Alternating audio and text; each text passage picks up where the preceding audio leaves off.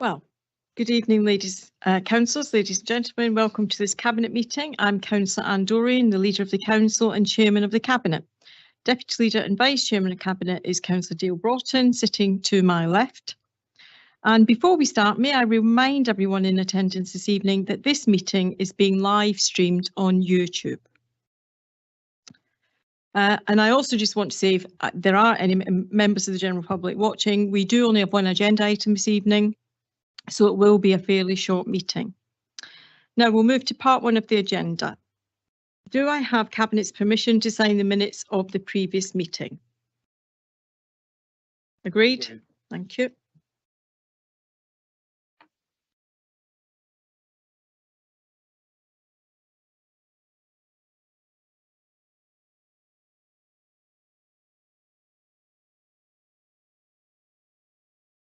Are there any apologies? There are none for this meeting, Leader. Does any member wish to declare any interest in respect of the items on the agenda? No interest. Are there any questions from members of the public which have been received 2 working days prior to this meeting? There are none for this meeting, Leader. Okay, we'll now move to part 2 of the agenda items. Are there any recommendations from the overview and scrutiny committees for this meeting? There are none for this meeting. Are there any recommendations from BTAC? There are none for this meeting, Leader. Thank you, Pippa. We're now going to move on to the next item, which is the Local Authority Housing Fund Stage 2. Now that starts on page 5 of your agenda pack, and I'm going to invite Councillor Baxter to present this report. Councillor Baxter. Thank you, Madam Chairman, fellow Cabinet with us this evening.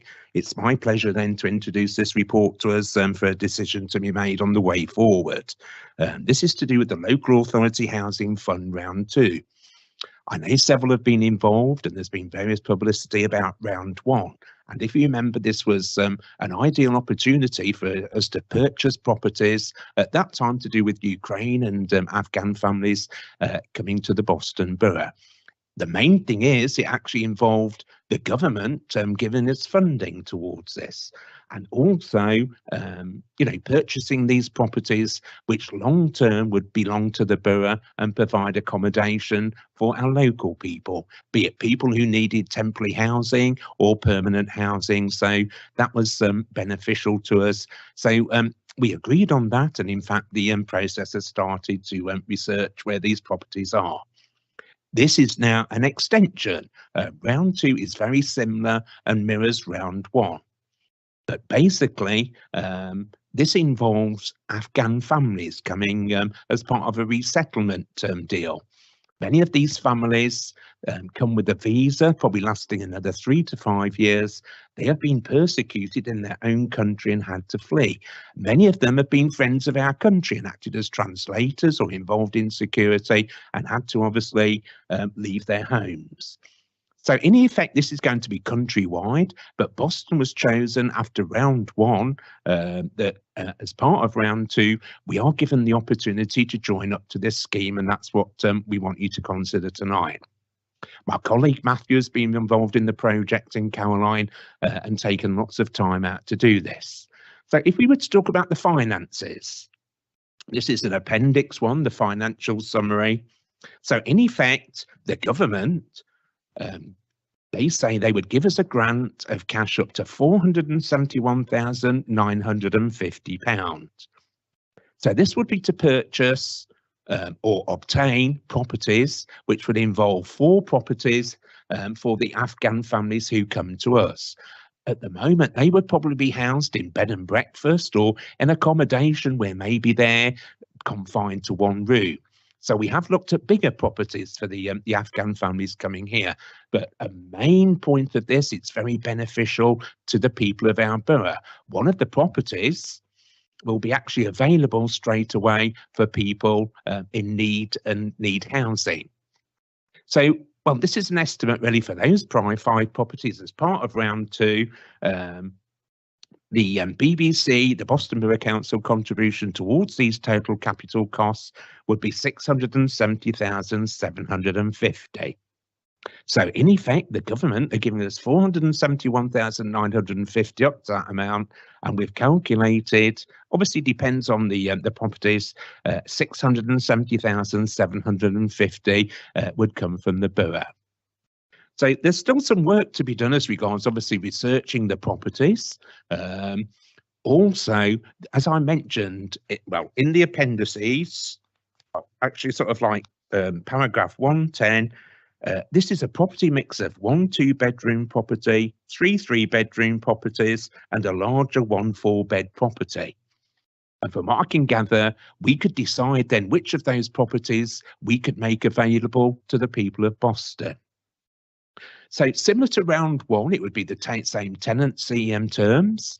When these people leave and go back home, or when their visa finishes, then obviously they would become available for the people here.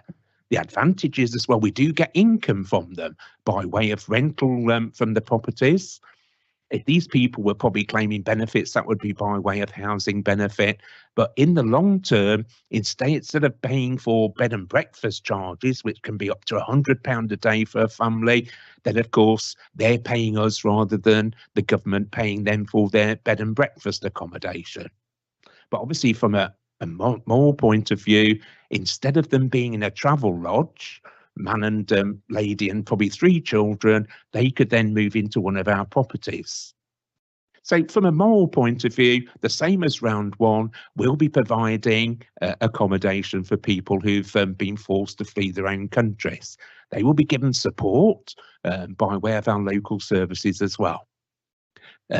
So basically, we have some recommendations. In round 1, we decided to utilise the expertise of our sister authority in in Spalding. It began with an S. So yeah, these people in Spalding are used to managing properties, so that would be an option we put forward to decide. So basically, we put this before you, and after this we will go to full council. So Matthew and myself are open to any questions if you'd like to ask. Thank you. Thank you for that comprehensive account there, Councillor Baxter, well done. So I'm going to take Councillor Broughton and then Councillor Sharp. Thank you, Councillor Baxter. I just want to ask, with the 5 properties, one being for the temporary accommodation of homeless or people in Boston, could that potentially be the first one that gets purchased out of the 5 before the other 4 for the Afghan families? Because then we could use that immediately. Good point, Councillor Broughton. It might be best because obviously our colleagues who are managing the project will be looking at that. So what would, yeah. So we've already talked about maybe the biggest property being made available for our families, but like you say, Councillor Broughton, that could be that would be the first purchase. We could decide that. Thank you. Thank you. And Councillor Sharp. Thank you. I'm conscious in the report it uses the word up to a few times, 471,950. When do we know the exact amount that we're getting from government, please? This is based on an equation. What's going to happen is that we're going to express an interest and then the government will come back. There's a formula, isn't there, Matthew, that they determine up to 40%, is it, of the cost of the house plus another 20,000 per property. So when we explain our proposals, the government will come back and apply that equation mentioned in the index here, and that's the amount we get from the government. Thank you. Councillor Broughton. Councillor Baxter, if I notice the time scale is for March next year, what is the fallback plan if we can't find the properties by that time? With that, with the practicalities, can I just ask my colleague Matthew, please?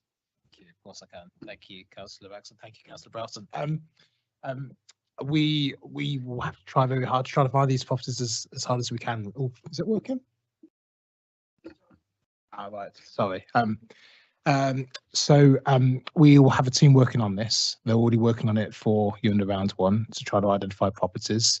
Although anything is firm and set in stone yet, obviously the work and the conversations we've had through round 1 present the opportunity to continue some of the conversations we've started, see how that can support round 2. If it came to the position where we can't find those properties, we need to negotiate a position with government about potentially an extension of time. But we will put all our effort into trying to make sure we find these properties as soon as possible. We've come into this with the view that we will be able to find them based on the research that we've done to date as part of the round one. We're confident we can get there. So I hope that gives some degree of assurance for you. Will they be with the same sort of companies that you're using now for round one, or will it be different companies? Potentially the same. It could be potentially different ones as well. If you approve this tonight and it gets approved in terms of the budget from full council as well, we already have those relationships with some of those existing developers. We can have those conversations with those, but likewise, we don't necessarily want to be exclusive in our approach as well. We're more than happy to speak to others as well. So we will know in the fullness of time. Just one more thing. Would we get the discounts as well on round two as what we'd potentially got on round one? We're always looking for a discount, always looking for a discount. Good, thank you. Councillor Baxter, could I ask you to comment, please, on the fact that the government invited us to bid in round two? Sorry, not bid, but to accept the funding. What would you comment on that fact in relation to round one, how you think that government saw this council in terms of their performance, please? I think that's a good question, and I recently did a video and explained, well, my theory and probably Matthew and the team's theory. We're well known that we have a community which involves people from several different countries.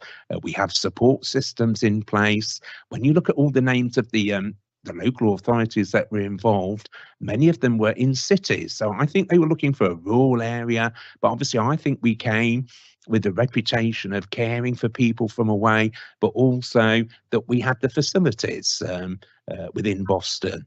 Well, it's a privilege really that they accepted us, and we were offered round two funding as well. So I think that's all credit to the project team and obviously the feedback we got from central government.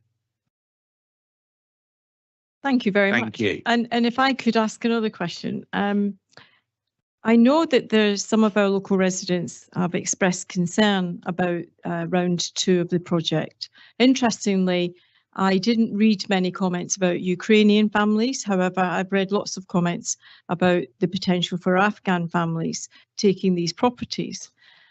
So would you comment on the types of families that would be occupying these properties, why they might be allowed to rent one of these houses? I think that's a good question, because obviously we've been open to criticism saying, why don't we look after our veterans? The point is, though, the financial implications where central government have chosen us, and also to reward Afghan families who probably represented our country away and sort of had to flee here. So this is probably a way of saying, thank you for the work you've done. Long term, of course, these properties will become the property of the Borough Council. So we haven't actually been given details yet of where these people are coming from, but it's part of a rehabilitation programme. As part of the process as well, consultations take place in the areas where these people are going to be rehoused by contacting the ward councillors and also local people. It has been mentioned as well, and I think that's fair, if somebody buying a home in a new estate then saw some people from Afghanistan arrive, would there be a problem? I suppose because of the terrorist nature involved in Afghanistan, that will be a concern as well. But the police as well are involved in the security. I would think as well that these people would have been vetted, which is very different to probably some of the other people who've obviously come from overseas. Not meaning to classify people, but if they've been translators or involved in security, I would have thought that they'll probably be well-educated people and family people, but they'll be given lots of support. And obviously, if there are any problems, it's only a short-term tenancy. I hate to think that would happen, but there is scope then to maybe obviously take any action against it. So I can understand people's concerns, the fact that we think Afghanistan and the terrorism involved and everything. But I think on the other hand, we have to think, but these people represented our country over there. They probably saved lives and stopped terrorism. I think they come with an attitude whereby hopefully they will settle in. With having visas as well, they could actually start work and become involved in society, which I would hope that would happen with the support from our local services. Good point. Thank you. Well, that was a really good answer. Thank you, Councillor Baxter. And I know I did some background reading before tonight's meeting. And yes, I would like to endorse what you said about the education levels of these refugees and the fact that they are actually fleeing the Taliban. The Taliban have threatened many of their lives. They pose a real danger. The Taliban pose a danger to these refugees. And as you say, because they've worked for the British government or perhaps the British Army, the Taliban now seek retribution, and they are fleeing literally for their lives. There's just one last point, then I'll bring in my other cabinet colleagues. Would you reassure us, please, Councillor Baxter, that whether or not people who arrive here on small boats would be eligible for any of these properties? Those kind of people wouldn't form part of this rehabilitation program, resettlement program. This has been set up by the government for people where they've applied to the Home Office and come here with visas and checked. So that the kind of people, and it's awful really, the people that come in boats are, well, asylum seekers awaiting visas and checking and everything. These are people who've gone through the routine of applying to the Home Office in Sheffield, visas being applied for. It might help, probably, obviously, we don't know the kind, well, the actual families who are coming, but we can't mention names, or we could maybe do some research as regards a typical family who would come. So, I mean, if that would help, if people came to us, then we could do that, couldn't we, Matthew, I would say. Thank you. Thank you, Councillor Baxter. Councillor Izard, and then Councillor Broughton. John, it's amazing. I think fully support the action that we're doing on both round 1 and 2. Regarding the people that we are allocated to the homes, have we got any kind of backup with charities as far as the filling out, the fitting out of these homes as well for these people? Yeah, that's something we've looked at with round 1, really. We are very lucky in Boston. We have wonderful, wonderful people involved in charities who could help. We have a Muslim community with a mosque who I'm sure would help their fellow people, but also we have amazing backgrounds of charities who help people who come from overseas, don't we? So I would hope, but I'm sure there'd be some funding available either through the social fund and government benefits, as well as I think sometimes we have funding available through this, don't we, Matthew? Yeah, so those are the kind of things that are already being looked at by the team within housing. We also have as well some councillors who've gone through the position of moving here from away, who have volunteered to support these people, obviously move from the homes to the Boston area. So we would hope that those sort of things are in place because that will help the families settle in. Thank you, Councillor Izard. Yeah, thank you for mentioning that, Councillor Baxter, because my experience as mayor with the Muslim community locally, in fact, there's 2 mosques in Boston, but they are very much a welcoming community. The Islam is a religion of peace. And I think local people need have no worries in that regard whatsoever. Would anyone else like to speak?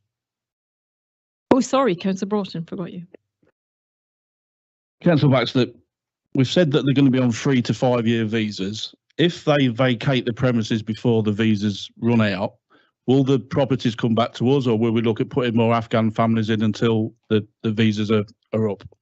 I think that's a good point that we've looked at. I will have to check with Matthew, but my opinion is they become ours when the people move out, Matthew, don't they? Yes, yeah. Is that working? I think so. Yeah, so I think the government's expectation is that for these properties, for the first 3 to 5 years, we support Afghan families with them. So if someone's to move in after a year and they were to move on, I dare say the government's expectation will be for us to continue to use those properties to support those Afghan families. Once their visas have properly expired, that's the point they come back to us to use for whichever purposes we want. So, but we're anticipating obviously these people being quite stable and settled and be welcomed into the community. Thank you. Are there any other questions? Okay, well, Councillor Baxter, would you like to formally move your report, please, and the recommendations on page 6? Just to say thank you for valid questions and obviously people's concerns for the people in Boston as well. We hope we've answered those, and thank you to Matthew and the team. So another option would have been we take part in the scheme, but to pass the funds available to a partner housing association. But obviously that would be not us being in control. So a recommendation would be that us as a council take on board purchasing the properties and controlling them. So the recommendations, and I recommend these along with Matthew, that the Cabinet formally agrees to take part in this round 2, and we express our interest with a view to bringing 5 properties into the council's ownership to meet short, medium and long-term housing needs, building upon the investment approved under round 1.